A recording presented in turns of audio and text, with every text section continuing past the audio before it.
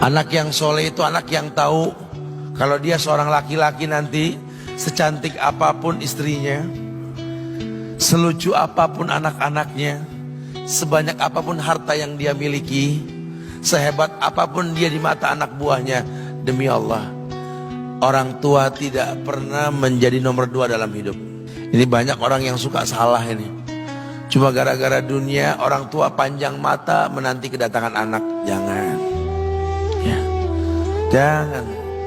Anak yang soleh tahu sekali, sampai kapanpun ibumu, ayahmu, sampai kapanpun.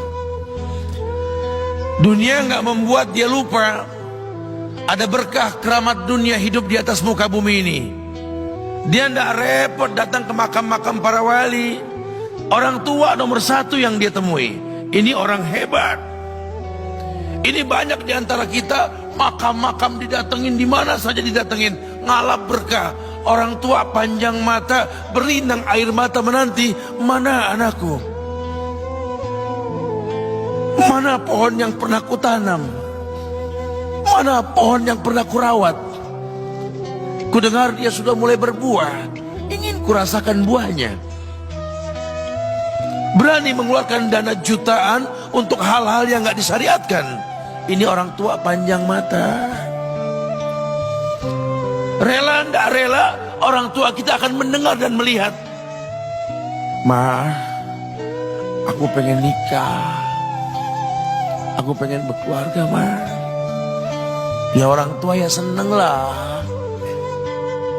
Cuma kalau inget metik buahnya belum terasa, ya ada perasaan kayak gimana gitu loh. Karena dia tahu setelah ini dia akan menikah, bahwa anak orang ada kehidupan yang berbeda yang bakal dia rasa. Orang tua makin hari makin rentan, bukan makin seger. Yang perempuan dibawa orang, ya Allah. Baru kemarin perasaan mainin poni ini anak perempuan kita, betul. Baru kemarin mainin kepangan rambutnya, ya Allah. Ya Allah, baru kemarin perasaan saya titah dia, titah, ya Allah. Belajar jalan, bisa berlari bawa sesuatu, coret-coret tembok, aduh Masya Allah. Sekarang udah gede,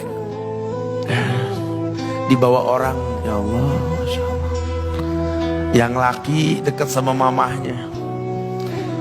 Baru kemarin tangan mungilnya kita tuntun, kalau kelepas dia nangis, betul? Sekarang tangannya keker besar, tangan ibunya keriput, betul? Mau nangkep tangan anak pun sudah mulai susah. Nebawa anak orang datang dengan gagah, cium tangan, cipika-cipiki, udah. Ma, kita jalan dulu Ma ya. Udah Mama, udah. Digandeng tangan kekasihnya, dirangkul pundaknya. Ini anak laki ndak tahu ibunya kayak diiris-iris jantungnya. Dia lihat tangannya yang keriput, ya Allah.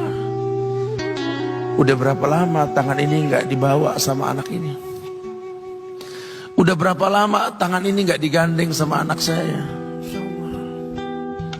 Kita merasa bangga akur merangkul istri kita, ibu kita ngelihat pundaknya. Udah berapa lama pundak ini gak dirangkul seperti itu, ya Allah. Dulu aku berdandan secantik-cantiknya, ku dandankan anaknya, ku bawa di hadapan kawan-kawanku bangga. Lihat anakku. Tapi dia gak pernah berdandan rapi membawa aku ke hadapan teman-temannya. Lihatlah ibuku. Ibunya sudah kebayang, ya Allah, ini anak bakal minta nikah sebentar lagi. Yang wajar kalau orang nanam pohon pengen metik buah, wajar. Ini buah belum terasa, pohon sudah mau dibawa, kebayang tidak? Ya Allah. Mulai dia kebayang. Sehingga rasa-rasa seperti ini menjadi tumpukan rasa di hati orang tua kita, yang nanti pada akhirnya dia pun bakal kembali ke hadirat Allah, kita pun bakal kembali ke Allah, betul? Sementara yang namanya kemuliaan datang dengan cara sabab yang benar. Ridallah fi ridal walidain wa sukhtullah fi sukhtil walidain. Ridanya Allah ada di ridho orang tua, murkanya pun sama. Karena semua ibadah yang dia lakukan berujung pada surga. Dan yang paling gampang ketika dia mau menaklukkan dunia, demi Allah, berkah orang tua dulu yang diambil. Ini dirasa oleh orang mulia yang Nabi katakan, innahu min ahlis sama, innahu min ahlis sama. Manhu? Siapa dia?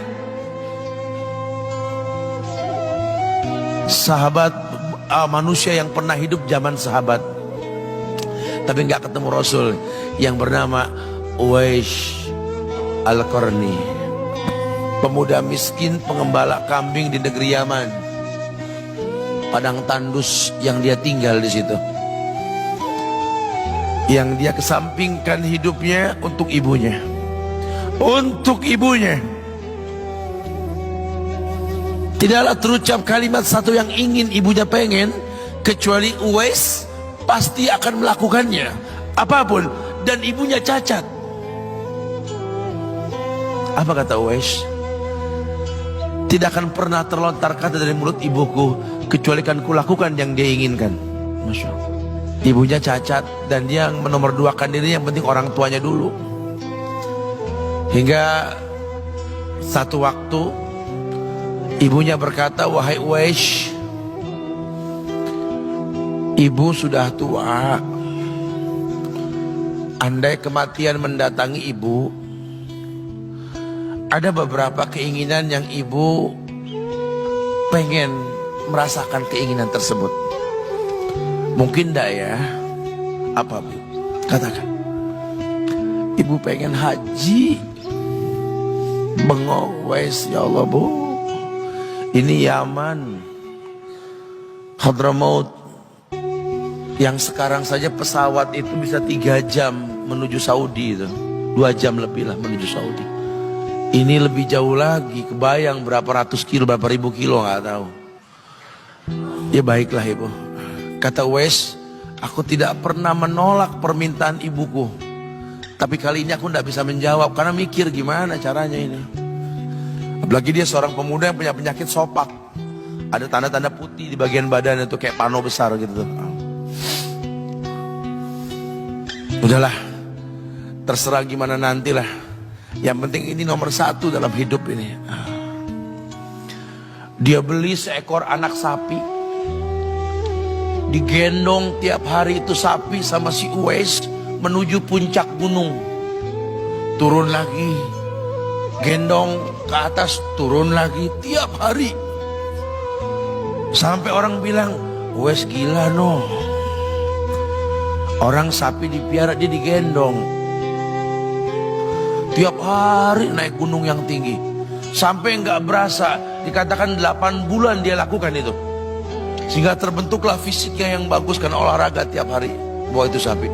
Dan sapi itu makin berat, dalam hikayat dikatakan sampai di atas 100 kilo itu sapi. Kemudian dia tetap gendong ke atas dan dia yakin, bismillah saya yakin. Sampailah bulan haji, ibu naik ke pundakku, digendong ibunya dari negeri Yaman. Subhanallah, gak ada yang gak mungkin. Lihat,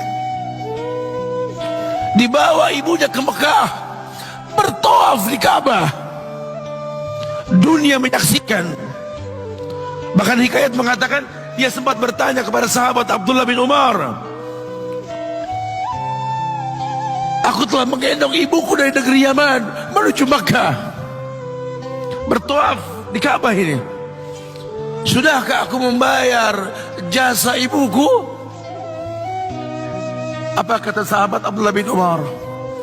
Bahkan satu hentakan napas pun ketika melahirkanmu belum terbayar. Bahkan satu hentakan napas pun ketika melahirkanmu belum terbayar. Dia selesaikan tawafnya. Dia selesaikan tawafnya. Selesai tawaf, dibawa ibunya ke makom Ibrahim untuk sholat 2 rakaat. Selesai sholat, dia angkat tangan, dia berdoa kepada Allah, ya Allah, ampunkanlah ibuku ya Allah. Ampunkan ibuku ya Allah. Masukkanlah dia ke sorgamu ya Allah. Masukkan dia ke sorgamu ya Allah. Ibunya berbisik, Uwais, sudahlah, mintalah pada Tuhanmu ampunan untuk dirimu dan sorga untukmu. Wallahi wahai ibu, Allah ampunkan kamu, Allah masukkan kamu ke sorga. Cukup untukku ridhomu yang kubutuhkan wahai ibu. Lihat, manusia saleh, hasil doa Rabbi habli minas solihin. Lihat,